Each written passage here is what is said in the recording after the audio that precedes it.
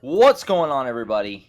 It's that time again. The AllSooners Podcast, episode 175 on this Wednesday, February 22nd, 2023. It's our last show of February already, if you can believe it. Josh Callaway in Oklahoma City, Ryan Chapman in Moore, John Hoover in Tulsa. Gentlemen, how are we doing?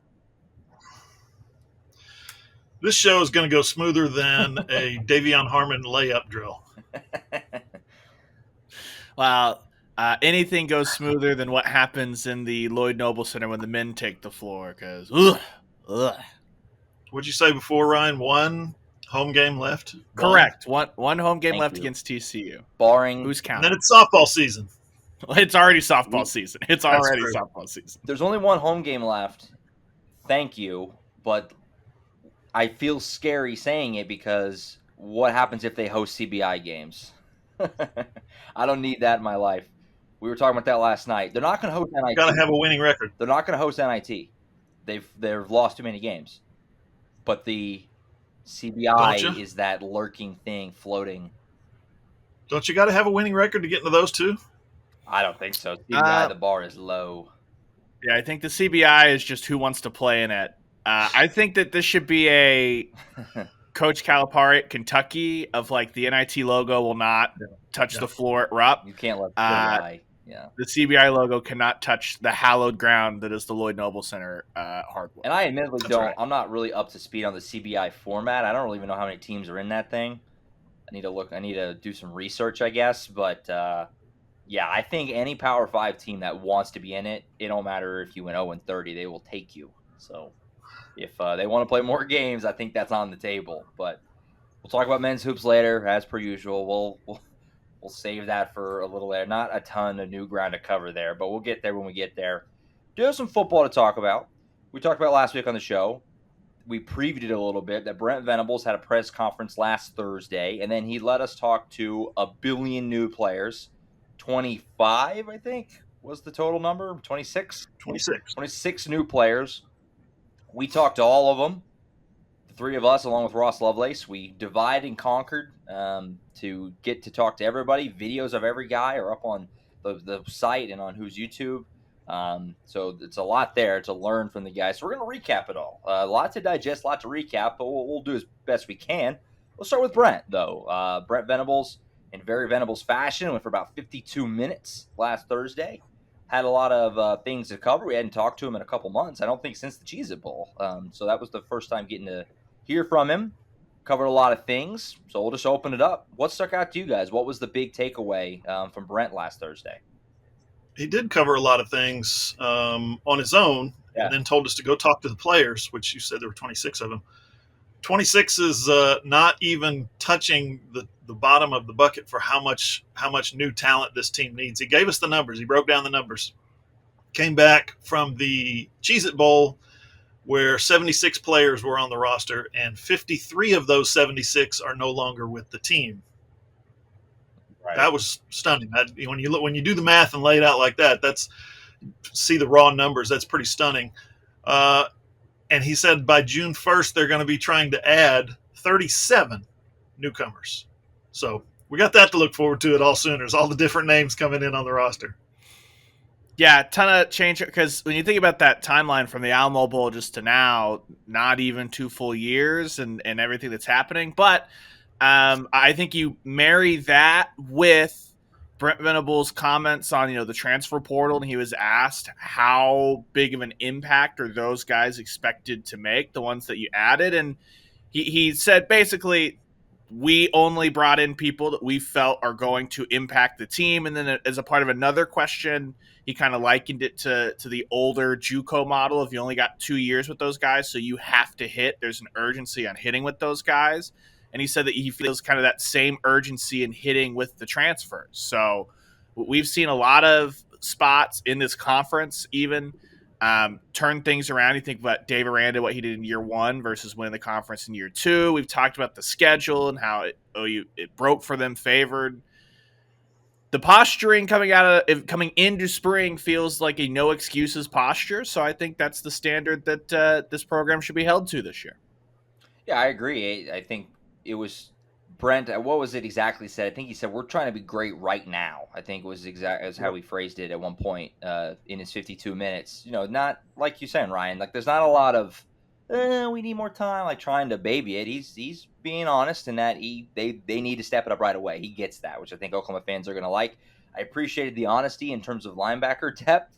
That was another thing that stuck out to me in terms of him just being honest, and Brent's been good about that, with us, in his year as head coach. But he was like, I like our linebackers. I think we're in a good spot, but there's an injury or two. It's a little scary, which is, it's one thing for us to say it. It's one thing for Brent to say it. So I thought that was interesting. And then obviously for us, he might just be, buttering us up a little bit, but the media access conversation right at the end, talking about why he decided to give us all 25, 26 newcomers at once before they'd even practiced at OU.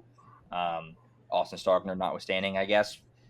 The fact that he, was so open about that in terms of he has such a refreshing attitude toward the media, and him telling the guys they're going to write and say what you tell them to write and say. How you play is going to dictate the conversation. They're not being mean when they're talking about the poor level of play. That's what you're doing. When you go 6-7 last year. So if we're going to throw them all out there, give us a chance to meet them and to learn about them, it was great. We're going to talk about it in just a second, but that was really refreshing and cool to hear from Brent too. He has such a nice attitude toward that kind of thing. It was nice to hear. Yeah, it was. March 22nd, save the date. March 22nd is the first day of spring practice. March 30th is pro day. And of course we knew this one. April 22nd is the red-white game. I got that right? Yeah. April 22nd? Yeah. A month from today is the camp, and then 2 months from today is a spring game. Yep. So, Brent, putting that out there for planning purposes only, right? How cooperative, how great is it when your head coach that you cover is cooperative and gives you dates and can let you plan your spring? It's pretty good. We appreciate it, Brent. One thing I was a little disappointed with, and you can't complain too much about this, and I totally get where he's coming from. I don't think I would do it either. But when he was asked about an 8-game or a 9-game SEC schedule, he's like, I can't get into that. I'll play whoever they tell me to play. I have no preference. I'm a young coach, first, second-year coach. I'm not going to get into put something out there that people are going to pull apart both ways. So smart. He's very smart. Like I said, I think I would do the same thing, but I'm disappointed. I want the head coach that I cover to say, no, we need a 9-game schedule. That's what's best. But didn't happen.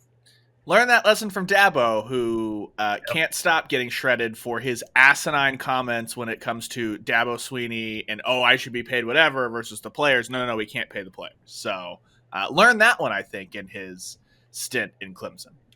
Anything to read into Brent's comments on Jackson Arnold? It was one of the ones that caught a little attention. And here's the exact quote, if you don't recall it or fans don't know what I'm referring to.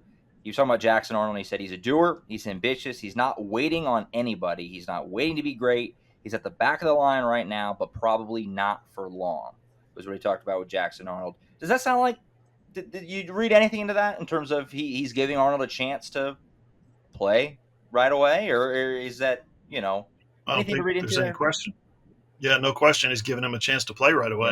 Yeah. How much and in what situations is up to Jackson Arnold, ultimately. If he goes in and shows he can handle the playbook and handle the checks and handle the reads and handle the adjustments and handle the protections, then he's capable of playing right away.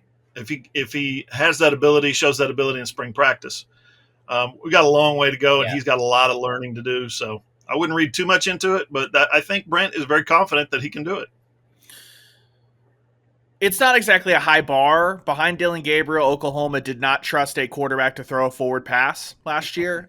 Frankly, we saw what happened in the Cotton Bowl. And so, sure, I don't think it's really a high bar of him saying he's at the back line now. He won't be for long. Well, gosh, I would hope so, because the guys that are in front of him on that line, you did not trust to even throw the football. You thought Davis Bevel was best served to this program to stand at wide receiver while you direct snapped it to everybody else in the Cotton Bowl. So that's one part of it. But I think there's also the acknowledgement of Brent Venables had talked about, yes, there is a set date on the SEC, and I thought it was interesting that he kind of smirked and was like, we're not going to run from those questions, but we're focused on being great, and like you have to be good in the Big 12 right now, one of those things. But I think kind of with an eye on that, yeah, I think Brent Venables and that staff are circling this saying, hey, if everything goes to plan, you have Dylan Gabriel. Dylan Gabriel is a great year, and then Jackson Arnold starting in 2024. Maybe you want to find a way to get him not starts, but snaps and game experience so he's not just totally green headed into the SEC. Absolutely. So if you haven't seen Brent's presser, it's not going anywhere. It's still on the website, AllSooners.com, and on Hoover's YouTube page from last Thursday. If you want to see everything else he said, he covered a lot of ground, 52 minutes of Brent. So lots of good stuff there. We'll get him again here in about a month, obviously, like he said, with spring camp starting on March 22nd. Pro Day, that's a late Pro Day. I remember last year it was the week of the Big 12 tournament in basketball, which is obviously much earlier in March. So it's a lot later Pro Day this year. And then, the spring game on April 22nd. More details for that coming as we go along later on. Yeah.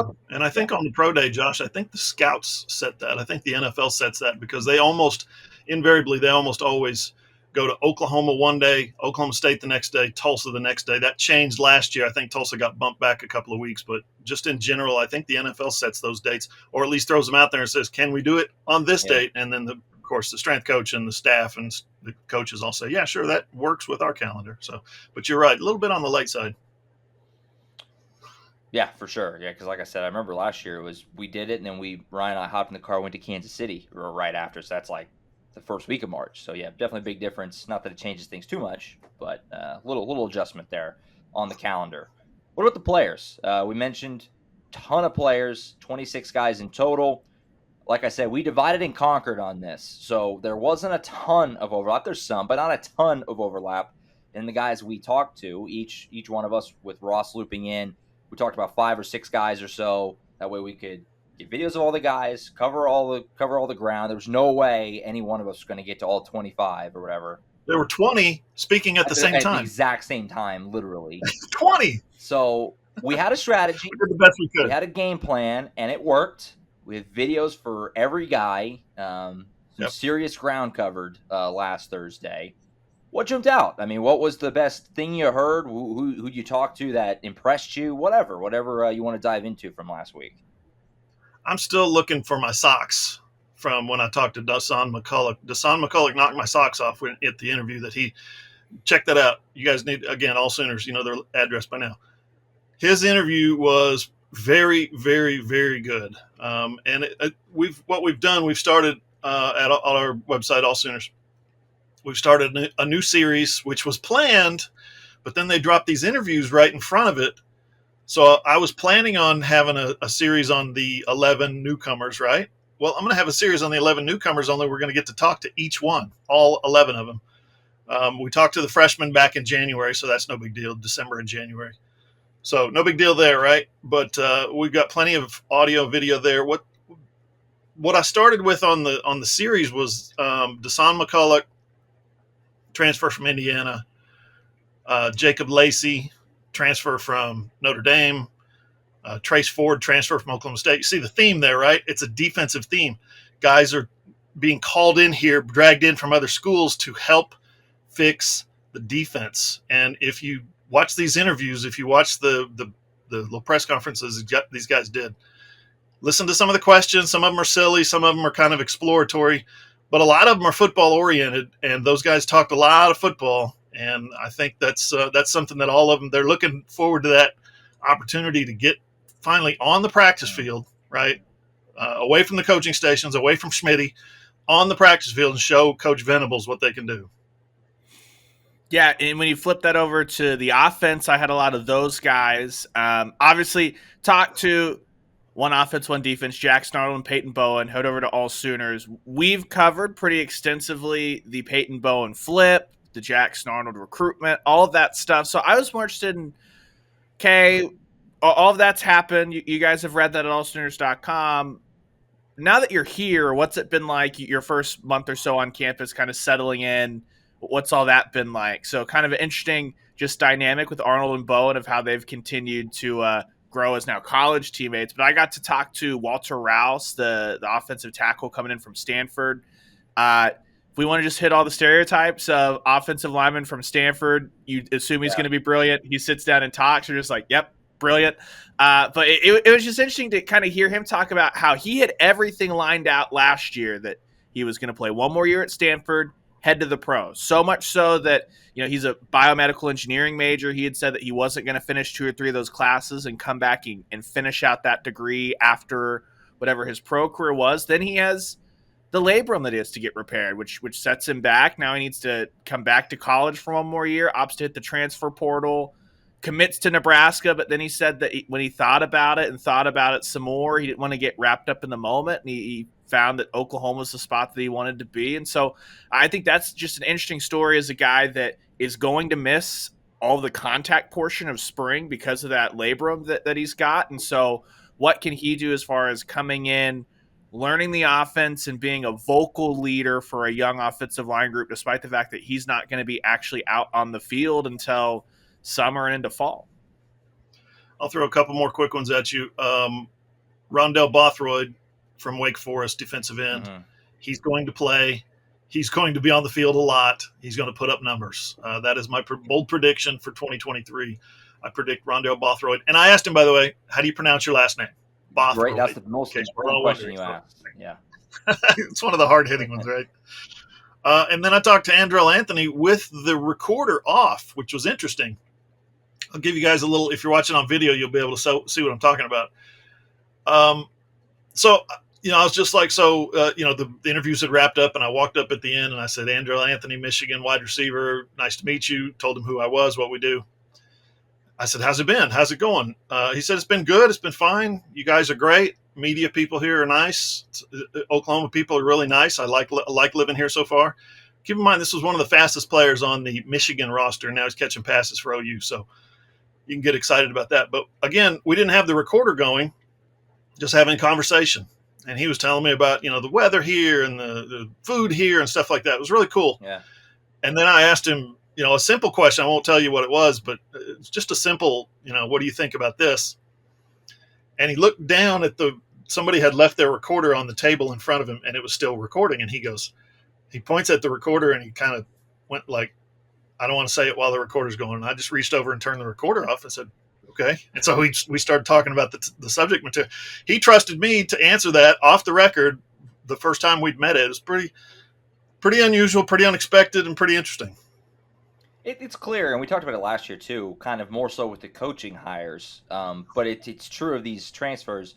They all have that same kind of, I see why Brent Venables liked this guy thing. Yeah. I don't even know the right word for that. But they just seem like personality fits. I see why they like Brent. I see why Brent likes them. It makes sense. And what did he joke about with Deshaun McCullough? They were old sorority girlfriends catching up basically when they talk on the phone, just giddy talking to each other, which is hilarious visual. But you can see it when the way they interact, that you can tell.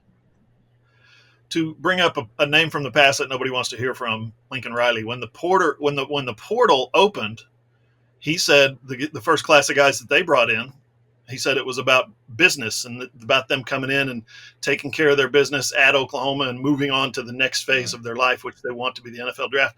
They come in with a maturity and a lot more development, I guess, emotionally. They're not freshmen. They're not wide-eyed. They're talking to the coaching staff, and they're looking for their best opportunity. Well, it's the same as recruiting, right? No, it's not, because they know how full of crap some of these coach pitches can be, some of these coaching pitches. So they've lived that life already, and they have some experience as to what they've already been told, what's already been shared with them, what their vision actually is now that they've lived it for a couple of years. So, yeah. See those guys come in, mature, and have something to say about their situation and where they want to go in life. It's pretty cool.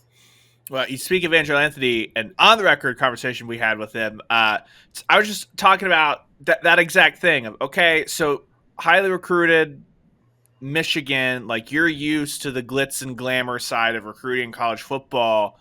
What's the portal process like? And he's like, bro, get eliminated from the semifinal, hit the portal on a Wednesday. On Friday, you're making plans to go visit Norman, and by Sunday, I'm committed. And I'm just like, so that is nothing like. He's like, no, it's high school recruiting on steroids. Yeah. What was his words, and I think that you kind of see to your point, Hoove, that you kind of know what you want, you kind of know what you're looking for, and a lot of those guys, when they find it, there's not a second or third visit necessary, because it's no longer that we've got 5 visits, take them all to see the country. It's no.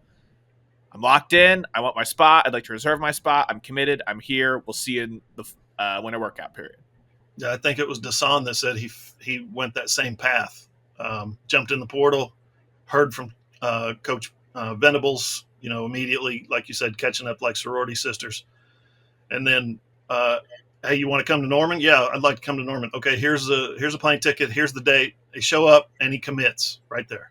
Like, wow. He knew exactly what he wanted. And the fact that his younger brother had already committed. He's got an older brother who's in the portal right now, who's I wouldn't think is going to play much. He's coming off several injuries, a career full of injuries. DeLand Jr., I guess, or DeLand II. Interesting. Did you guys, when Dasan got here, did you guys look up his dad's story, DeLand Sr.? No, not past just him being at Indiana and then over to Notre Dame. So ESPN, Sarah Spain wrote a story a couple of years ago, back when he was the running backs coach for the Chiefs. And, you pull apart a guy's story and really get into he was put up for adoption as an infant. And then he went out into the world as an adopted kid, talking about DeLand McCullough here, the father, the son's father. Goes out in the world, makes his way, gets into football, gets into coaching. Just an incredible story. One of his coaching mentors was Sherman Smith, who played running back in the 70s for the Seahawks and has been a longtime coach. Sherman Smith and him became like best friends. Like I said, mentors. They coached together, and people were like, "Man, you guys look alike. You guys talk alike. You guys might be long lost, separated in the crib or something." Sherman Smith was actually his father, his biological father. They went and found him, and they said, "You're my dad." They'd known each other for like 30 years. It's unbelievable, this story of his. So to know that Dasan comes from that kind of makeup, that kind of determination, that kind of focus, and that kind of grit, it's a special story. Absolutely. Yeah, no, that's nuts. And Dasan, I think that guy's going to settle in just fine and be a big part of that team right away. A couple for me to wrap up. I talked to PJ Adebor for like 10 minutes. He was great. I think it goes not touching a lot of new ground here, but he's going to be really fun at Oklahoma.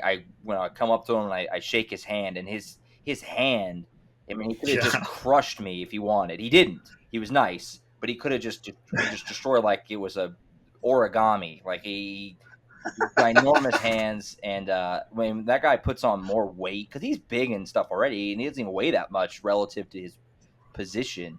Puts on more weight, he's going to be a legitimately scary person. But he was great, very relaxed, kind of that understated confidence that we talk about a lot with these Venables guys.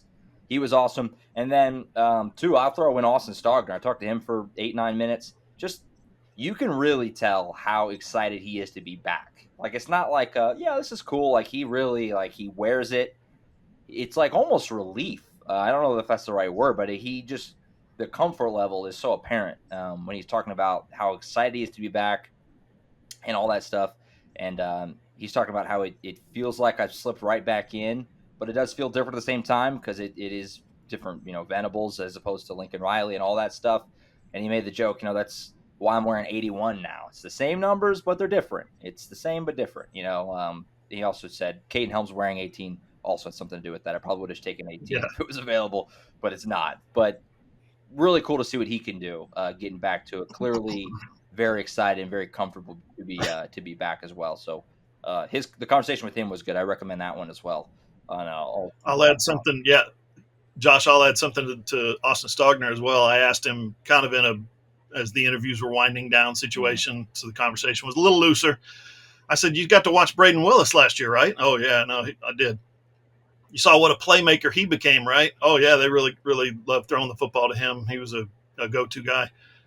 That helped your situation coming here to play for Jeff Lebby in that role. Oh, 100%. So yeah, he's looking forward to getting in there and putting up some big numbers. Yeah, he said, Stogner said that he watched every Oklahoma game last year. He tuned in. If he couldn't watch it live, he'd watch it back after the fact. He just kind of squibbered through the window, even though you didn't have as good of a season in South Carolina. He kind of missed it. It felt like that, and for lack of a better, he kind of wished he was still in Norman. So the fact that he's back and he's happy to be back. Also, one last quick one. Shout out Eric McCarty for his honesty. He said that Schmitty's made him throw up like multiple times already. And I just appreciated that honesty. Everybody else kind of played it off a little bit, like, yeah, it's been tough, but we're getting through it. Eric McCarty was like, oh, it's brutal. I've thrown up like every time. So I appreciated that. You had that, and then you had Caleb Schaefer, the other offensive lineman coming in, who was just like, this is probably gross, but I like look forward to that kind of adversity of like where you're like on your knees on the side, just like I need to throw up, but I'm just like, you are built different, my friend, and I am glad that there are people like you, so that I don't have to be in that spot of looking forward to potentially like, do I have to throw up or not? It's not a feeling I look forward to. We need him. We need him on that wall. I try to avoid that at all costs. Well, and the best part, too, is, guys, seriously, go watch the Caleb Schaefer interview. I know we just chucked every single one of them. He is, first off, funny. He's a kid from the Big Ten footprint that immediately was like, yeah, OU Texas. That's what I talked about with my friends as a kid. And I was like, the game? Like, he's like, yeah, that's good, too. But, like, OU Texas. And then just his thoughts on mental health and athletics, and that's a prevalent conversation around what we're going to talk about in the third segment here with some of the other non-football sports, things like that. Just a really, really impressive guy. I'll be interested to see if he has any kind of role, just as not a ton of expectations for Miami of Ohio stepping up in to a new group, but he is going to be doing something remarkable here in a couple of years, regardless if that's in the NFL or whatever he wants to do. He seems like he's got everything screwed on the right spot. Absolutely. So like we said, like Ryan joked, we pumped like half of the videos. They're all there on allsooners.com, on Who's YouTube page, John Hoover Media. It was an undertaking. We were a little nervous, I guess, that how are we going to be able to pull this off? And we did. We got videos of every guy. They're all there. So check them out. They're not going anywhere. Learn about these guys a little bit on allsooners.com and on Who's YouTube. And, we look forward to spring getting started in just about a month. All right, we'll take a time out here. We'll come back. We'll dive into the transfers a little bit more. Now that we've talked to them all, which guy are we most excited to actually see put the pads on? Who's going to make the biggest impact? We'll talk about that a little bit, along with some other football housekeeping items as well. And then, of course, later on, put some other sports on the back end coming up here next on the AllSooners podcast. On Twitter, you can follow AllSooners at @all_Sooners. Ryan's _Ryan Chapman. Who's at John E. Hoover. I'm at Josh M. Callaway. Our website is allsooners.com. We are a Fan Nation affiliate, part of the Sports Illustrated Network. All right, segment 2 of the AllSooners podcast. Talked about it in the last segment. We talked to all or 11 of the transfers. Was there a couple that we didn't get to talk to? We got 11 transfers, and we got 14 newcomers, freshmen, plus Dolby the JUCO. Right. The only person who showed up that we didn't get a video with was Chapman McCown, the walk-on freshman running back. So we got a bunch of the transfers, obviously. We've talked to a lot of them now, and spring camp, like we said earlier, is a month away from starting. So just to kind of peek away, look ahead a little bit. Now that we've talked to them, obviously the portal's closed until after spring, so this is what they have. Who are we most excited to see actually put the pads on and get out there in spring camp? And who are we thinking is going to have the biggest potential impact? But I guess more tying it to spring, who are most interested in seeing what they look like? Is it Bothroyd, Stogner? Obviously there's lots of options here. Trace Ford. Who jumps out to you as I can't wait to get to that first open practice and go look at what this guy looks like? Well, they've got, Brent talked about it, I think on signing day back December 21st, he talked about the number of openings that they have at the defensive line position. Yeah. So for me, that's where it starts. That's where my series of transfer tales starts. I want to tell these guys' story as quickly as possible because they're the ones who are being brought in here to help we're doing this and we need to do that. We need you here to do. They went out and got these guys for a specific, not just like a Reggie Pearson who from Texas Tech. Hey, we saw him play. He can play football. He's really good. We can find a place for him. We got both, safeties back and we got corners back and this and that and the other. But we'll find a place for him. That's kind of the way you look at some of these guys. Other guys, like these D-line guys, you got to hit. Rondell Bothroyd has to come in and play some really meaningful snaps. I don't know if that's in front of Reggie Grimes, behind Reggie Grimes, Ethan Downs. We don't know. But he's going to come in. He's going to play some good defensive end snaps. He's going to make some plays. One guy that I want to see practice is Jacob Lacey, the transfer from Notre Dame. Yeah. He can play nose guard. I talked to Brian Driscoll, who's the publisher at the Notre Dame SI site, Irish Breakdown. And he gave me some good insight on him. He said that he could play that or he could play that nose guard if you need to. But he's not a massive guy. He's not 340. He's not even really 300. He's about 290, but could probably play best at about 280. He said that he would be best served as a 3 technique, punching through the line, creating disruptions at the line of scrimmage. He's really quick, so getting off that first snap is something that I want to see what Jacob Lacey can do. Yeah, I think it has to start with Bothroyd and Ford for me because the defensive end play was a joke last year. There was no development. Oklahoma could not set the edge. Reggie Grimes and Ethan Downs, great dudes, but in year one making that transition, weren't able to do it and be effective whatsoever. So not only those guys, what do they look like out there, but year two, another winter for Reggie Grimes and Ethan Downs to continue to work and kind of transform their bodies. I think that work needed to continue. So to see that whole crew together is be interesting. And then elsewhere on the defensive side of the ball, McCullough, just seeing him out there as well, because that's a guy that needs to step in and needs to take on a lion's share of the snaps left behind by Deshaun White. New cheetah. For me, looking over on offense, we talked about just a minute ago, Angelo Anthony, like Hoof said, super fast over there at Michigan. Guy who played a lot of games. Still a young guy, obviously, as well. Excited to see what he looks like out there, just running routes and stuff. Is he one of those guys who pops out at you like, ooh, yeah, he's got some burst kind of a thing? Looking forward to see what he looks like. Because, the receiving crew is kind of weird. Because Jalil Farouk's your number one. Drake Stoops back. And then it's kind of like, okay, there's lots of guys here, but like who's stepping up there in that next wave? So why not Angelo Anthony? We'll see what he does. Obviously, you have those young guys, Jaden Gibson, Nick Anderson, that they're hoping will step up, but some questions there. So interested to see what he looks like. And then the tight ends as well, both Austin Stogner and Blake Smith, who came in from Texas A&M.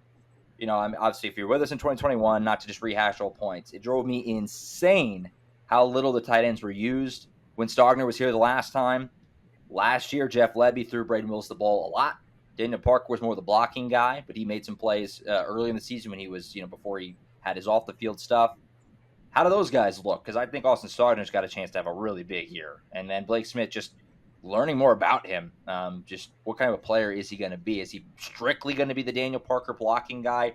Or will he get out there and show us some athleticism? I don't know. We'll see. Maybe we'll get a better idea, in the spring. So those guys, to me, looking forward to it, though. Like I said, this is the last show of February. Spring camp is just a month away. So we'll get a little more, just little breadcrumbs of info into what this team is like, and which is nice. Looking forward to that in just about a month from now. So obviously we'll have more time to preview spring, but coming up. My story on Reggie Pearson is going to run this afternoon. And he was really cool in telling me something. I just asked him the question. I said, has Dylan Gabriel forgiven you yet for breaking him in half in the Texas Tech game? And he said, we talked about it. He said, we've actually grown kind of close to that because of that. He said, I went up to introduce myself. He came up and said, bro, why you got to hit me so hard? Well, that's not the relationship on staff. I want to know if Reggie Pearson has interacted with Jeff Lebby asking, why the hell would you leave your quarterback out to dry on the first play of overtime? Yeah. That's the interaction on within the program I'm actually interested in. He might ask that question on senior night. Yeah. I don't think he's going to ask it before then. Just walk up to Lebby and you don't respect me? You know, respect what I could do if you let your quarterback out there. Yeah, we didn't even talk about Reggie Pearson too, who's I think as Danny Stutzman called it in that video, the hardest hitter on the team. So he's gonna be another fun one. They made some nice pickups here in the portal, as we talked about. They need to find a home for him. That they do, because he's got a lot of experience. Talked to Don Williams, at the sports editor at the Lubbock Avalanche Journal, about him and his kind of history, and he's like, "Bro, you got to call his dad." I haven't had time yet to call his dad, but Reggie explained why he would want me to call his dad. His dad's a huge influence on his life. Yeah. Said he's like a business partner, kind of the way they go through some things recently. So it's interesting. Lots of exciting additions, and that doesn't even talk about obviously all the freshmen. I mean, we're all excited to see PJ and Peyton and Jackson Arnold, all those guys as well. Spring's exciting. Looking forward to it a month from now. Some other housekeeping items here to wrap up football talk.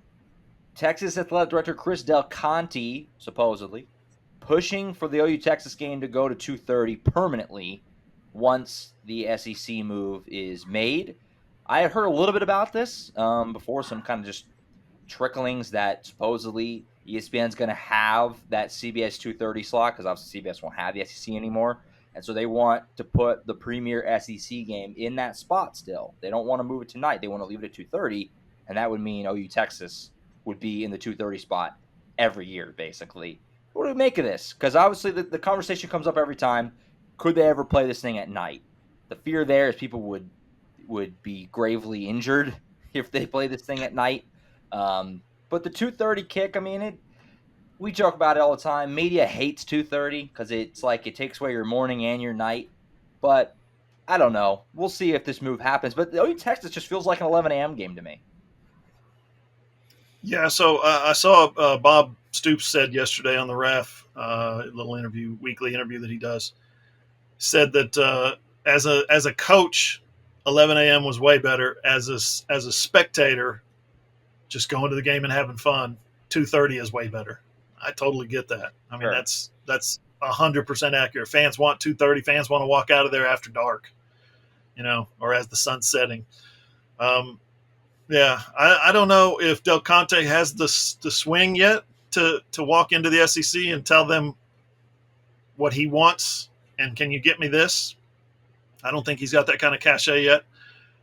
He can make probably suggestions as the new guy. Hey, what would y'all think about this? Playing this OU Texas game at 2:30. Look at the window, the opportunity that you would have to reschedule around it. So I don't know. What do you guys think? I'm not crazy about getting to the Cotton Bowl because you still got to beat the crowd. Me personally, okay? Yeah. I'm not talking about the fans. You still got to beat the crowd. And that means if they're kicking off at 2:30 that you got to beat the crowd by getting there at 11-ish at the latest, right? And work your way through the fans and work your way through the vendors and the carnies and all that. And then you get out of there and it's dark. I mean, by the time we get out of there, of course, it's going to be real dark. It's going to be real late. So I don't know. I'm not a big fan of that. I'd kind of prefer to get it done early.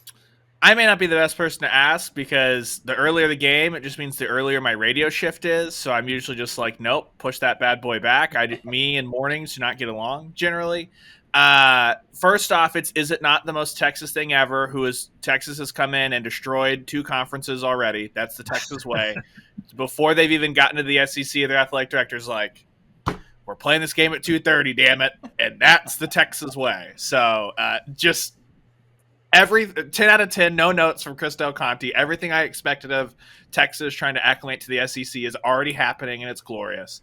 As far as that goes, I think it's a no-brainer to play at 2:30. Frankly, that's how the SEC schedule is built every week, right? Like, they know, hey, you don't put Alabama and LSU on the same weekend as Georgia, Florida. Why? So that you can have your marquee showpiece game. ESPN unloaded an absurd amount of money for one time slot every week. So they want you being the SEC, to feed them up a marquee game every week. And so I think it just makes a ton of sense. It's been done before. It's not like it's oh my gosh, it's only been at 2:30 once ever or anything like that. Like, usually about once or twice a decade, it pops through kind of in the modern college football TV window. So I think it'll be fine. just means that they're 100% the losing team will just clear straight out of the fair, and the winning fan base can fare after dark when it gets a little bit less miserable because the sun's no longer beating down over you. It'll still be humid. There will still be vomit everywhere, but it'll be fine. Ryan, to carry your point a little further, I think it was last week, Greg Sankey went on with Feinbaum, and they talked about the SEC championship game moving west. Okay, moving into other footprints. I've been beating this drum for like 2 years. Where do you think he got that idea? From the Texas Athletic Director, maybe? Hey, we can play this at Jerry World. Yeah. Hey, I think there's some of that the Texas hijinks going on, just like you illustrated.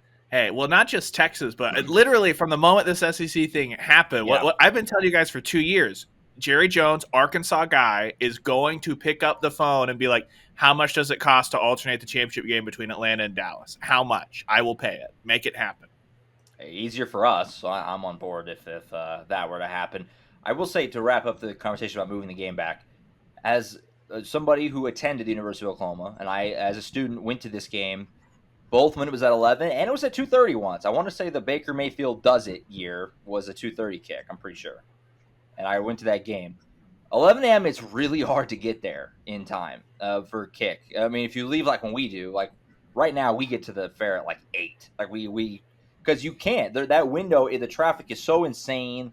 Taking a train takes forever. It's hard to get there in like the money zone if you're a fan of like 9 to 10. Like you either got to get there real early or just cut it close. That's like your only options.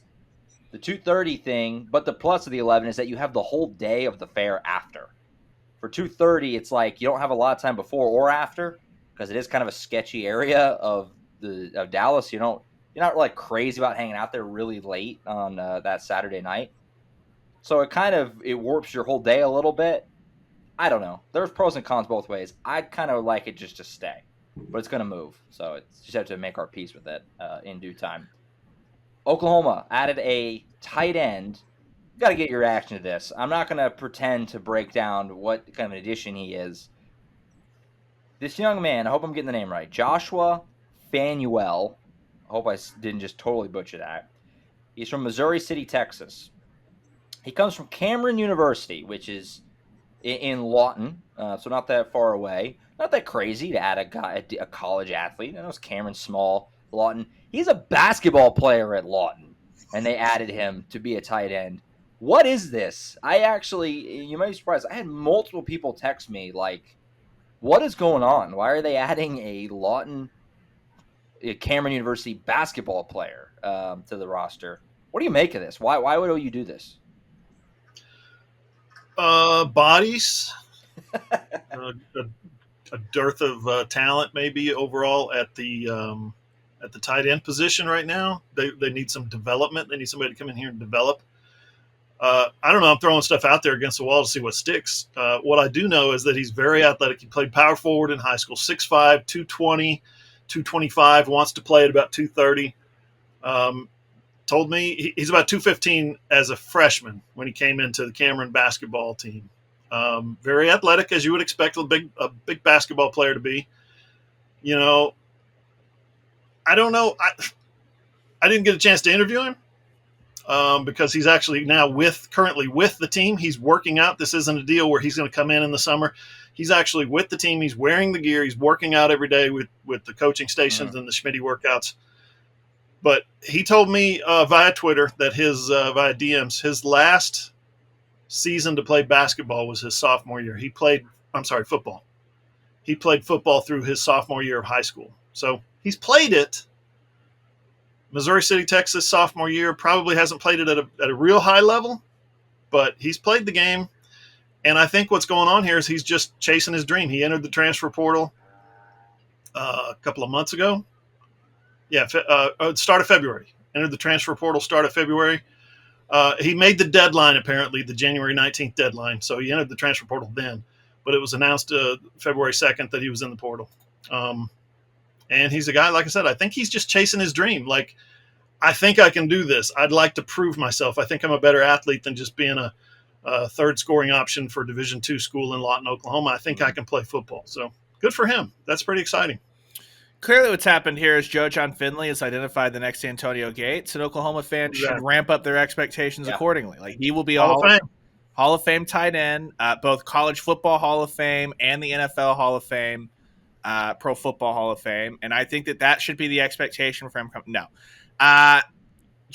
Brent Venables, and they've shown, Brent Venables talked about this in his introductory Cheez-It Bowl press conference, the Zoom press conference, right as the Cheez-It Bowl had been announced, that they are going to aggressively use this year as the last year with the roster limits kind of thrown out there to restock your roster with COVID. They were going to use it to bring in a bunch of new guys and try to reshape the roster. And so if you're looking for tight end depth and you don't have a cap on how many guys you can come on and bring in, it's just making the scholarships work where everyone's happy whether they're a walk-on or not. I think that you saw a lot of this as Oklahoma aggressively hit the preferred walk-on market too, just as far as bring in a ton of talent for the scout team. And if nothing else, if you've got a ton of hungry guys, the scholarship players that are on scout team cannot just sleepwalk through that, or they're going to get busted up a little bit. And so I think it just kind of starts for a lot of these guys. You may not see any impact as far as they themselves are making plays on Saturdays. I think what Brent Venables and the staff are trying to do is be like, there is so much competition happening that it will make everyone else better. And the ones that do play, they've earned that spot. That's what they're trying to do. I think as well, someone who might be interested in his services is Porter Moser. He was on the McDonald's All-America nominee list. Okay, he was district MVP and top region MVP, region 3 team, all that stuff in high school. He scored, I think, double digits 4 times when he was at Cameron last year as a freshman. So makes you wonder. Porter might give Brent Venables a call and say, "Can you ship him over here for a couple of games?" How tall is he again? He's 6'5". Oh, that's perfect. That's perfect. Right now. Undersized. That's perfect. That's all they want. It's perfect. Play him at center. Yeah, I mean, to Ryan's point before, I mean, there is somewhat of a precedent, I guess, for basketball guys coming and playing specifically tight end and being productive. I mean, Mo Alley Cox, another big example, basketball player at UCF, right? And he went to the Colts, and he was like their starting tight end for a while. So I don't know. We'll see. I'm a little discouraged. I will say the most discouraging Hall of thing Famer is from this tweet you put in your story, from Cameron. His favorite food is sushi. That's not a very tight end favorite food. I don't know about that. Yeah, that you need something a little bit more gritty. Should be like steak or something. Yeah. I'm not a sushi guy though. That's just me. So yeah, we'll see. We'll see what another one. We'll look for him in the spring. I don't know. It caught my eye, to say the least. It's weird. Yeah, it's not something you see every day. Yeah, totally unexpected. And it goes back to our very first thing we said, which was Brent Venables has got to replace 37 guys between now and June 1st. So this is part of that process. Absolutely true. All right, flipping over to some alternate football to wrap up. XFL opening weekend. And I promise you we're not going to talk about XFL every weekend, but it was the first weekend, so we'll touch on it real quick. Bob Stoops 1-0. Well done. They hung on in the last moments there to win their game. Can't remember who they were playing right off the top of my head. The Vegas Vipers. That's right. So they Jeff win. Badette's Vegas Vipers. Jeff Badet scored 2 touchdowns. Yeah, they win despite Jeff Badet going for 2 tutties for the Vipers. Early MVP candidate, Jeff Badet of the XFL. And then in the USFL yesterday, Deshaun White, Jeffrey Johnson, both drafted. I don't know what that means because they got the combine coming up and you got the NFL draft. I don't know if the USFL is just taking guys they think they might be able to come play, or if I don't know. It's a confusing thing. But shout out to Sean and Jeffrey Johnson getting drafted by the USFL. The way I understand this is they're drafting their rights like a normal draft, right? They're not like saying, okay, we drafted you, you can't go play for the NFL now. Obviously, if the NFL's an option, they're going to be able to do that. But if they get cut anytime in the next year from their NFL team, they'll always have this spot to fall back on as a draft pick because the team owns their draft rights. I think that's the way it's going to work. But the timing of the USFL draft, could it not be better, or could it not be worse? Is it as good as it can be, or is it as bad as it can be, is what I'm asking, because you've got right now, these guys are training for their pro day.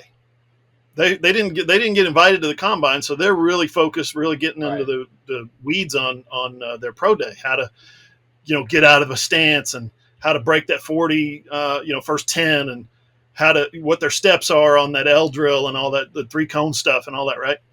They're trying to figure out the nuances of that, and then boom, they get drafted by this league. They're not going to drop their NFL combine training or their pro day training and go play in this league, are they? Where they could get some real world snaps and some applications of some professional defensive coordinators and stuff like that.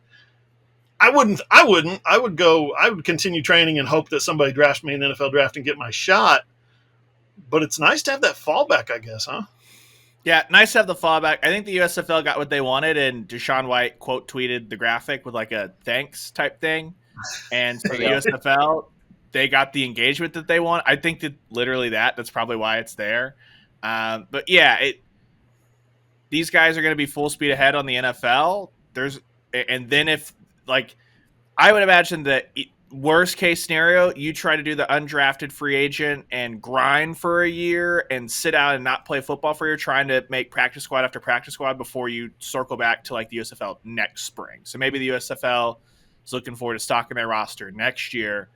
Who knows on that? Back to the XFL, though, real quick. Bob Stoops gets the win, but that performance was more Iowa alumni Bob Stoops than Oklahoma legend Bob Stoops, as the Arlington Renegades make that comeback without scoring an offensive touchdown. A couple of defensive scores, a whole lot of field goals, no offensive touchdown. Maybe he needs to pick up the phone and see if Landry will come back. I miss Landry. It wasn't the same without Landry. It was him last time was so great, and wasn't quite the same. He needs to get another former OU quarterback in there. Maybe I don't know. Maybe what's Paul Thompson doing? I think Paul's off the market, but Trevor Knight might work. You get Micah Bowens, the prince that was promised. Get Micah Bowens in there. Yeah, maybe the USFL too. Why not just shoot your shot, draft Bryce Young, Blake Bell. Blake Bell, quarterback. Super Bowl rings though. He's got enough Super Bowl rings. He could go play quarterback now. Finally, quarterback. Yeah, switch back to quarterback. Bring back the Belldozer. Maybe Cody Thomas wants to hang it up on the baseball career. Go give it a shot in the XFL. But alternate football, I still it's nice to have football on. I guess we'll continue. Beats the hell out of watching college basketball. In these parts, yes. In these here parts. Same can be said for our friends in Stillwater. It's rough right now. It's all bad. Not in Tulsa, though, or Roberts. I'll sleep on those Golden Eagles in Hooves' neck of the woods. That's the best team in the state by far. Yeah. By far. You don't want to play them in a first-round game, trust me. No, not at all. Not at all. We learned that a few years ago. And Max Asmus still there, which is insane. All right. It's crazy. How is he still there? It's absurd. It's insane. It's insane that he's still in college, but also insane that he didn't jump to a bigger program. Well, that's his running mate O'Banner was torching OU last night. Right. Yep. Right. And they're still doing this with that. Imagine if they still had him there. Pretty amazing what they got going on. And it just makes the situation in Norman that much worse. It does. It twists the knife a little bit. It's look what he's doing. Paul Mills, who was also a candidate for the OU job, look what he was doing with Oral Roberts. But we'll put a pin in that. Basketball coming up on the other side of this next break. It's dire. It's dire. We'll talk about it a little bit more. Women keep winning, though, and we'll talk about some Diamond Sports softball taking a surprising loss. We'll talk about that as well. Baseball opening weekend wrap-up coming up next here on the AllSooners Podcast. Final segment of the AllSooners Podcast, episode 175. Hit some other sports here on the way out. Here we are again. Let's do it. Men's hoops. A couple more losses since the last show. 13-15 on the year. They're 3-12 in Big 12 play. 3-12 in last place, firmly in last place in what's a loaded conference. Literally, the other 9 teams of the league all have a shot at the tournament. All 9 might make it outside of OU, which I can't tell if that makes it better or worse. What's happened to Oklahoma this year? Like I said earlier, not a whole lot of new ground to cover here. They're just not that good. They lost to Texas Tech last night. They were in it. But the final 4 minutes, which has been so bad for them so many times this year, they got totally housed. They lost by 11 in what was a really close game pretty much the whole night. Any shot at an at-large bid is probably gone at this point. It is what it is, right? At this point, I mean, it is what it is. They are what they are. It's really gone sideways. There were moments in the second half last night where I felt like Oklahoma had a chance to win, but it never really felt like they were going to pull off that 4-point comeback, right? Execute that big rally and win. It just never felt like it. And I think that's where the fan base and where a lot of us that cover the team in the media, I think that's where we've come to with this team, is that we have really low expectations. And that's why when something like Alabama or Kansas State happens, we're blown away by it, because our expectations are so low because of the product that we saw on the floor last night. Yeah, the Oklahoma State loss in Norman was the least contested 10-point loss I think I've seen. I kept looking up at the scoreboard in the second half, and I was stunned it was a 4-point game. It felt like it never once felt like Oklahoma was winning that basketball game. It's a team that plays with no confidence. They stink. They're not any good. They forced 13 turnovers. They won the turnover battle in the first half 13-3, and we're losing at halftime. Like, that's all that needs to be said. They have no bigs. They can't contest when Texas Tech has a big man. If OU didn't force a turnover, Texas Tech was automatic. They shot like 70% from the floor in the first half, despite the fact they turned the ball over 13 times. And yeah, I never once in a million years did I think that Oklahoma was winning that basketball game once Texas Tech stabilized and was able to hang around despite turning the ball over 10 more times in the first half. The only saving grace for Oklahoma is that Tech had won a couple of games, so that this technically wasn't rock bottom. It's just part of meandering around on the floor of the Big 12 Conference. I think the way Tech opened the game and the way they closed the game, if you look at their field goal percentages, yeah, they shot a high percentage for the game. They shot 7 of 7 to start the game. They were 7 of 7, 100%. And then to close the game, it was nothing but layup lines and dunks down the stretch as Oklahoma tried to either foul or pressure or trap or something. And it was one layup, one dunk after another. And so, yeah, that's something to me that I don't think the team quit. I don't think anybody gave up. But I just think they reached a point emotionally where they did stop trying, if that makes sense. I don't think they quit, like they made the decision, like, screw this, I'm out here. I just think they just at some point reached a point in the game where it was a foregone conclusion. I'm not talking about the last couple seconds. I'm talking about the last about 4 minutes where they realized, maybe subconsciously, that they didn't have a chance to win it. Yeah, I think the fact that Texas Tech, who's a decent team, not great, they're decent, on the bubble in the NCAA tournament.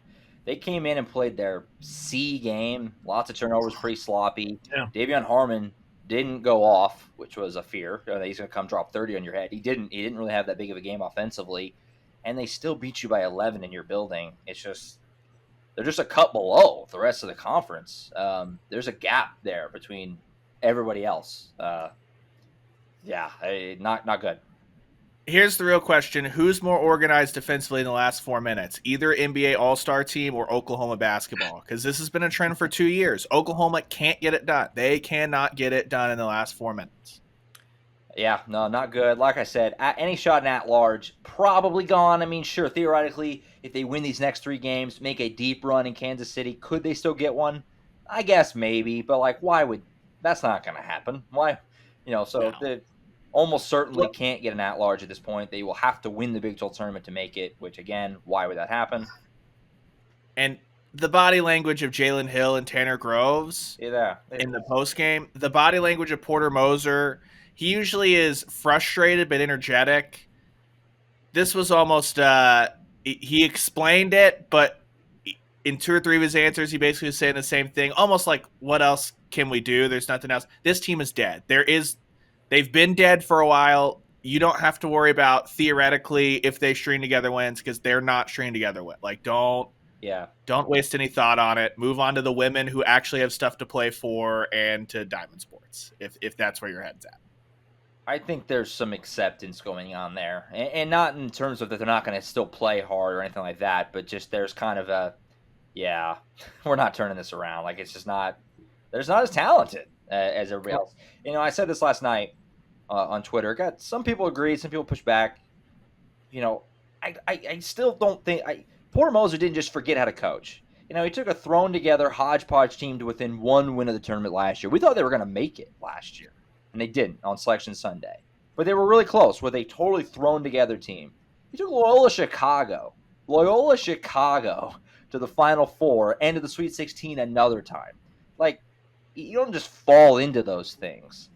But this year is a disaster. I don't think that he should be fired. He's not going to be, but I don't think he should be either. I think you got to give him a little. You got to give him a little more rope, in my opinion. Is that fair to you guys? I mean, he has a good resume. He does. This year stinks. It's really bad, but you got to give him a little more time. Yeah, I wouldn't worry about anybody losing their job.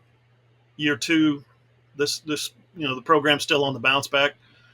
There's this overriding kind of feeling that, we got to cut them some slack because they're in the Big 12. And look at the Big 12. Look how good the Big 12 is. Right. 8 teams, 9 teams, blah, blah, blah. They lost their home opener to Sam Houston, guys. This has been a problem. 52-51. They lost that to Sam Houston, who is slightly, what was it, Josh? Slightly above them in the net rankings this week. They were one above. That was before one spot higher. So, yeah, I heard somebody come back on Twitter when I said, this is unforgivable, this losing to Sam Houston. And somebody came back and said, Sam Houston's not that bad. Shut up. Oklahoma does not lose its home opener for the season to Sam Houston.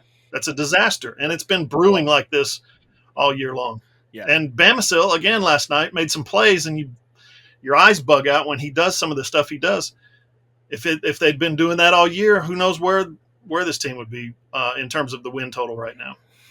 Yeah, I think that the Texas loss, that was the last hope. If they had somehow found a way in 1 week to beat 2 ranked teams, one of them on the road, sure, then maybe they would have had a little pep in their step. I think that losing that game late the way it did, I think you saw that it was just a team that emotionally kind of flatlined. And yeah, the only good news, I guess, is that Bamisil and Owe are being played, and that Oklahoma has played a bit faster the last little bit. That's a evolution Porter Moser has to make. He has to. He even talked about last night that he was okay with some of the transition threes because that's stuff that OU's been good at, which is usually not. He's usually trying to tell him break. So there's that going. But I mean, yeah, the season's dead, and now the question is just a really, weird situation going on with Bijan Cortez, and Porter Moser talked about it last night. That the players said that on Monday is when they were informed from Porter that Bijan was taking that kind of step away from the program, from basketball to focus on his mental health. And Porter Moser said he was nothing but do whatever you need to do, Bijan. We are all here for you. You'll be welcome back the second you're ready to be back, but take care of you. And that was announced by Bijan about 6:00. And that was kind of the only other noteworthy thing happening, because this team, one more home game left. Yeah, no, you're just looking ahead to just wondering who will be on this team again next year. Obviously, only Tanner Groves can't come back. So there will be a lot of decisions to be made. Who's going to be back, who won't be. That's really where we're kind of doing attention now. But there is something nice for OU basketball fans.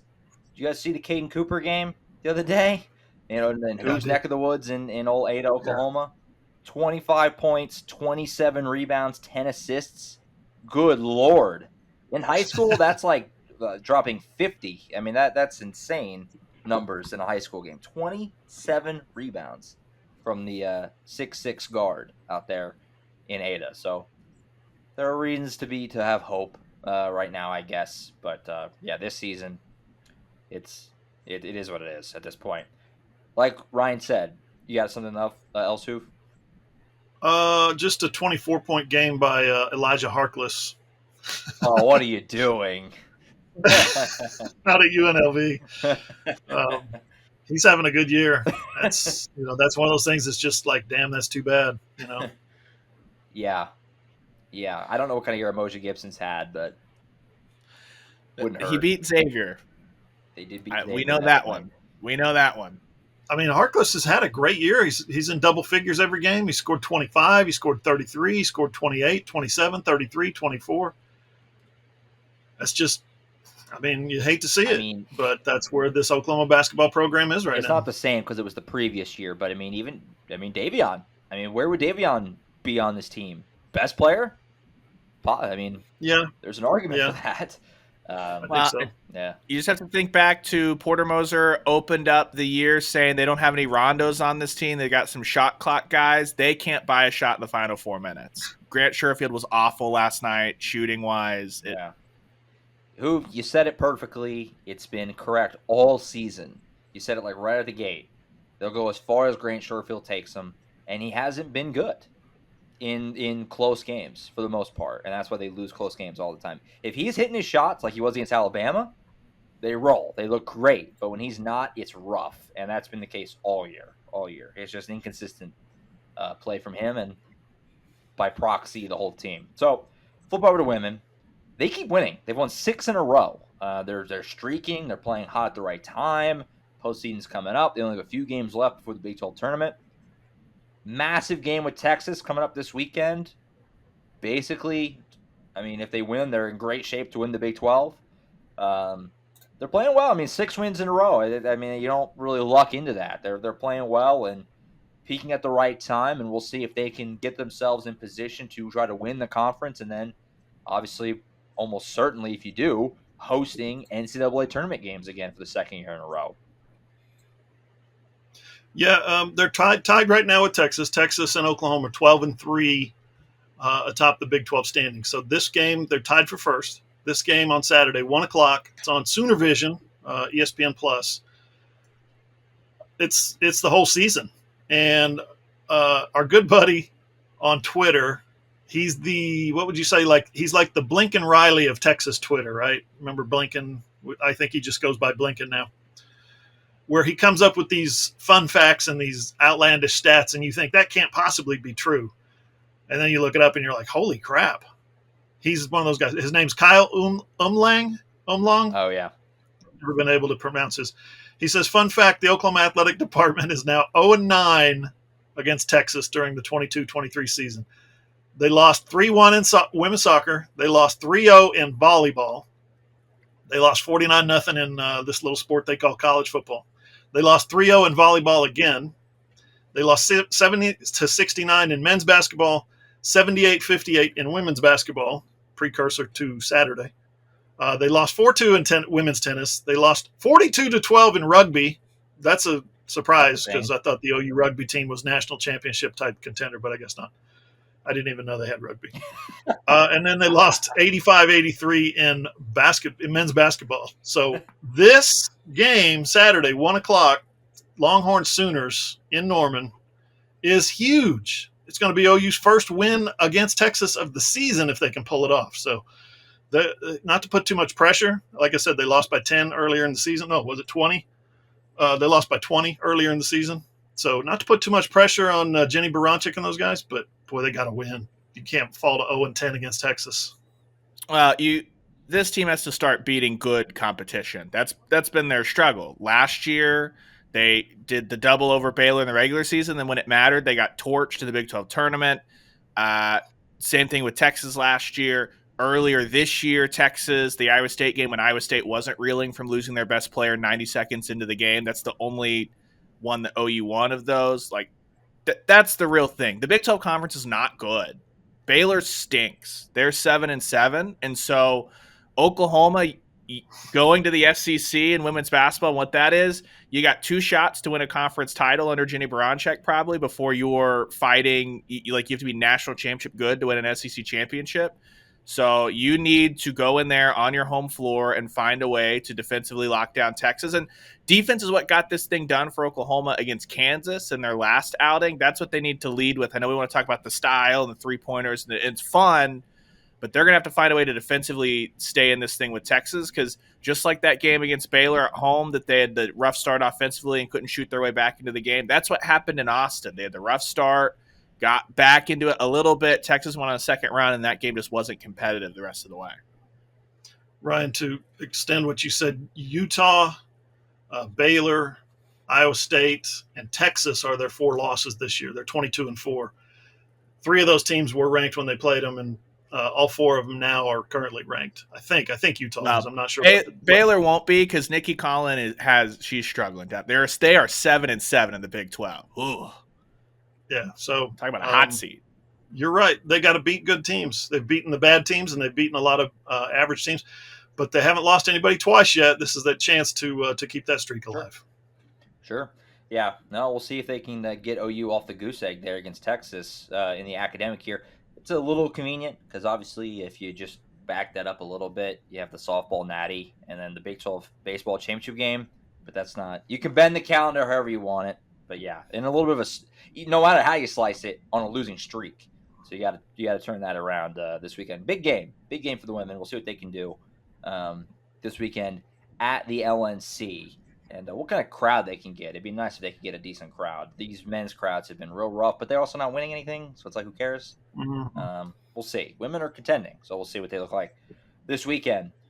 Wrapping up with some Diamond sports, softball took a loss over the weekend. Start of the year 8-0. They lost to Baylor on Sunday. I watched the end of this game in the Eldale Mitchell Park press box, and it was like a gasp because everybody was watching it. It was like a they actually lost the game. The word quickly spread around.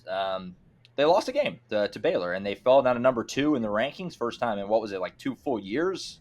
Something like that. It's so early. I mean, I don't have it in me to be too concerned, but I guess reactions and thoughts, I guess, on what softball has done the first 9 games here. Because it hasn't been their usual dominant self, really, so far. Yeah, 18 straight regular season game victories is not the same as 47 straight. There's no reason to panic. In softball, I think they're going to be fine. It's 29 in a row weekly polls that come out, and there's 15 of those every year. So they went, you're right, 2 full years being ranked number 1. Since week 3 of the 2021 season, they were ranked number 2. They've been ranked number 1 ever since then, 2021. So, yeah, 2 full years. It's a little bit shocking, but I don't think there's any reason to panic. When Jordy Ball, and I say this with all respect, you guys know I think she's an unbelievable, elite, all-time type athlete. When she's your worst pitcher with an ERA of 2.56 and 26 of the she's allowed 26 base runners in 21 innings, that's not good. When that's Jordy Ball, you're basically your best player. You're one of your 2 contenders for National Player of the Year. I think you're in good shape. You know, if your best player is going through some rough times right now, you got nothing to worry about because you know she's going to get it figured out. Yeah, you're great on the curve with this team because the last 2 campaigns we've seen have been 2 of the best teams, like best offense in 2021, 22 probably the best team. So yeah, the hitting the panic button for OU softball means like they might be number 2 for part of the year and are still expected to be in the Final Four and to make the Women's College World Series Champ Series. But I think there is an element of like Jordy Ball does not look the same. She does not. She had major issues at the Mark Campbell Invitational with control. She was throwing a ton of balls. That was not the problem against Baylor. Her strike percentage looked really good, but the second she was under pressure, she caved and gave up RBI single and that big 3-run shot in the 3rd inning.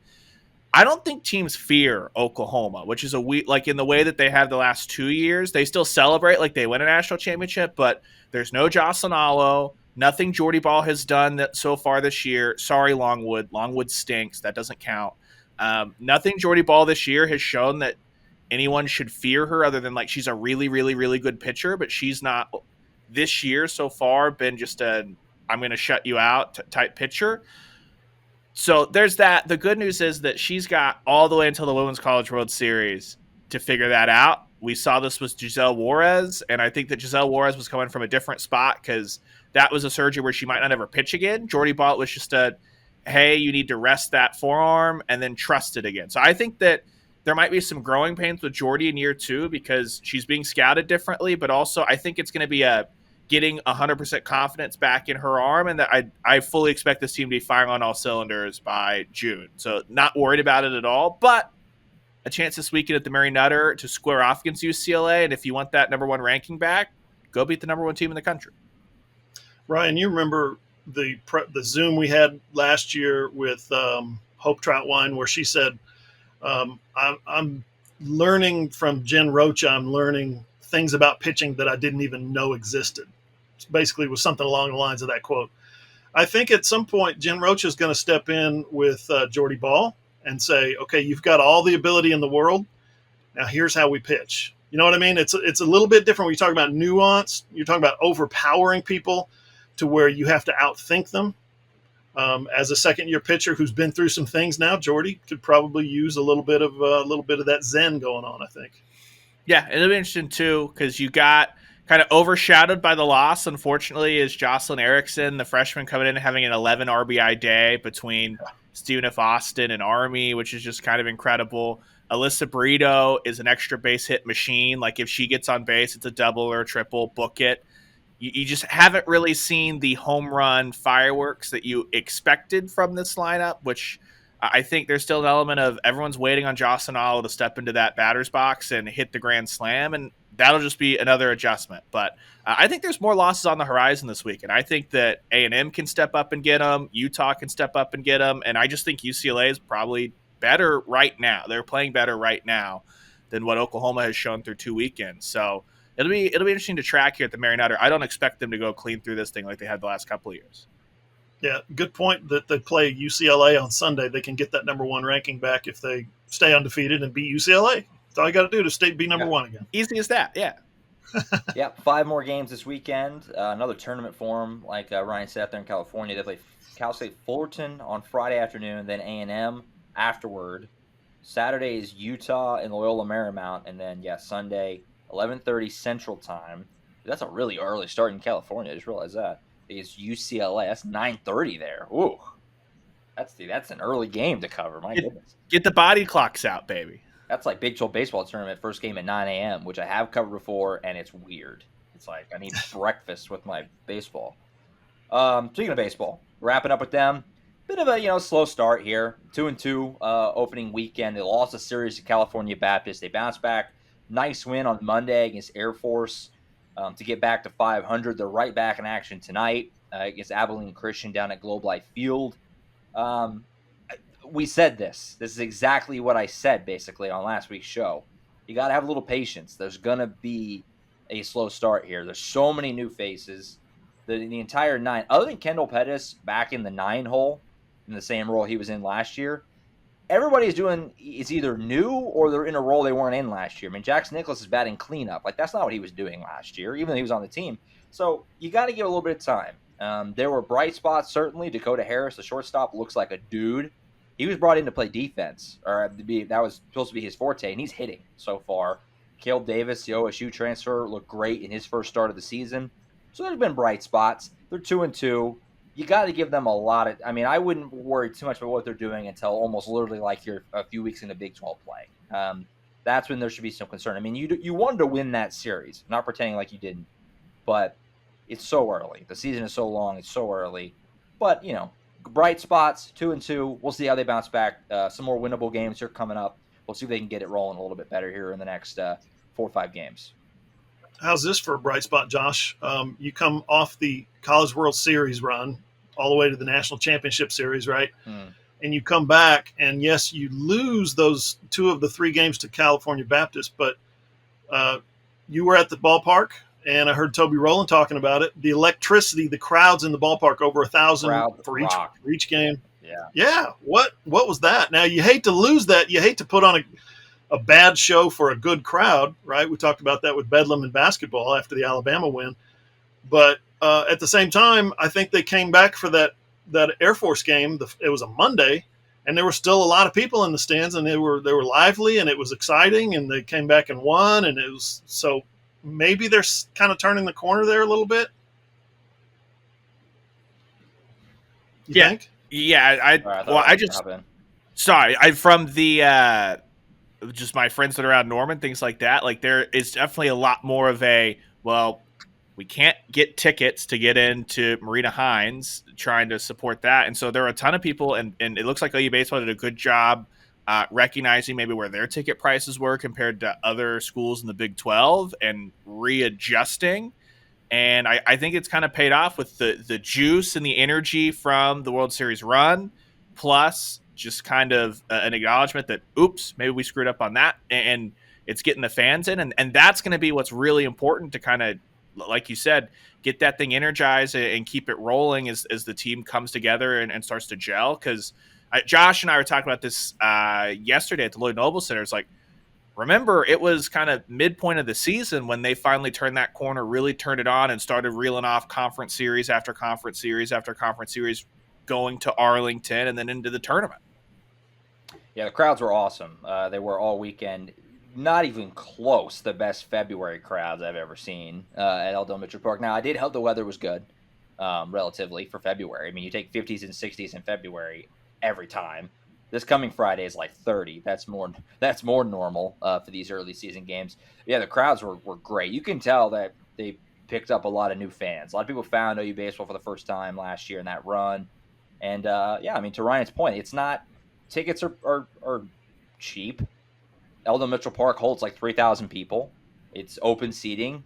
It's not hard to get to. I mean, it's an easy thing to go do and go see a game. It's, so it's very accessible. So I think that helps, and it becomes more of a thing to do. I don't think a lot of people in the past maybe have even really thought of, like, go see OU baseball this weekend. This weekend, clearly, it was a thing to do. Even me pulling into the parking lot, it was like, oh, there's people tailgating. There's cars everywhere. Like, it was different vibe for sure this last weekend, which is cool. And Skip acknowledged it in post-game as well. Yeah, that is cool. That's the way it used to be when I covered the team in the 90s and 2000s, back when they were competing for super regionals every year and trips to College World Series. You'd pull up to the stadium and there'd be people tailgating. What? Out in that big old Lloyd Noble access, side lot. There'd be people tailgating. So that was always interesting. So it's good to see that back. Here's the important thing, though, is you've got to have success this year. You can't lay an egg after going to the College World Series.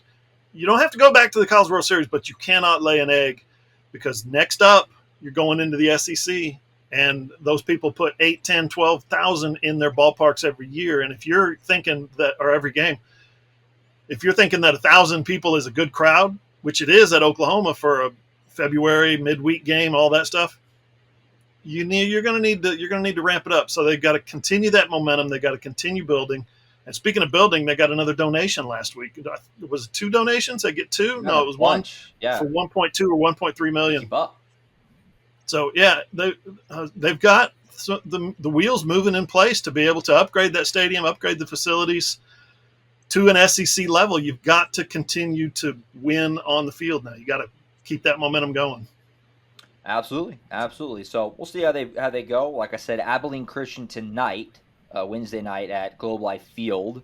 Kind of interesting little midweek game there down there at the home of the Texas Rangers. We'll have the recap for you. And this weekend, Ryder comes to town for a 3-game set. Weather's really spotty, so it might get pushed around. It's cold and there's rain coming in, so I don't know if that will be played as scheduled, but we'll have the coverage for you as well over the weekend. I'm hoping to get out there, I think, on Sunday this coming weekend, as that team tries to get it rolling. Still early. Like I said, bright spots. Pitching's been mostly pretty good.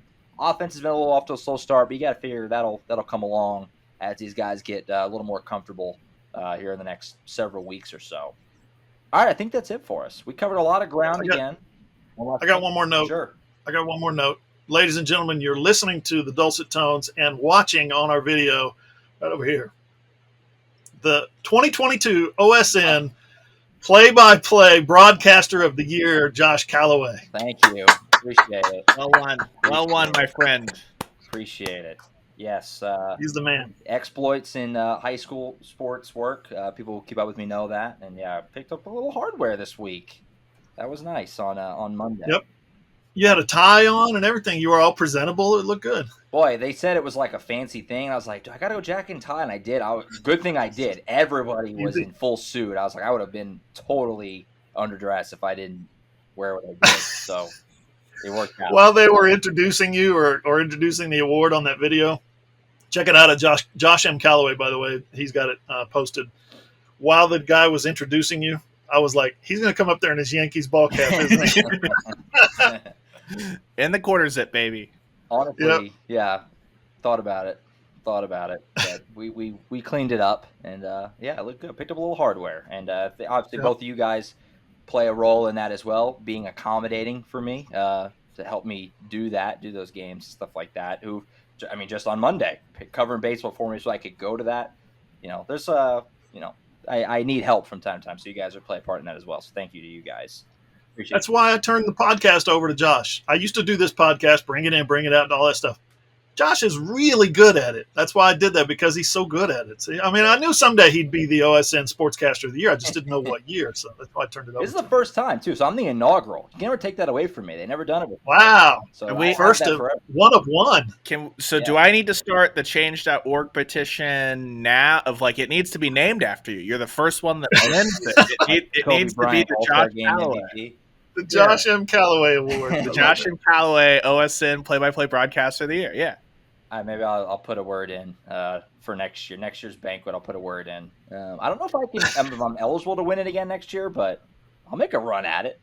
Get a dynasty going. Why not? It's not about the it's not about the destination. It's about the journey. Absolutely. All right, I think that's it for us. Appreciate you guys. We'll be back next week, wrapping up all the latest from OU football. We're in that tweener zone now, waiting to spring camp, but there will be things. There's always things. We got a lot of stuff coming at you football-wise. Oh, yeah, that we do. Lots of content coming. Who's got things locked and loaded always. Ryan as well, of course. All of us. And basketball recaps coming up, and as well as the Diamond Sports. All that on next week's show. We'll be back with you next Wednesday. You can catch that show on iTunes, Spotify, Google, iHeart, wherever you get your podcasts. If you have an Amazon-enabled device, just say, Alexa, play the AllSooners podcast. Also post on our website, allsooners.com. Click on the playlist on your phone, your tablet, or your computer. And also watch shows on John Hoover Media, Hoove's YouTube page. That's it. We'll be back next week. For Ryan Chapman and John Hoover, I'm Josh Callaway. We'll catch you guys next time.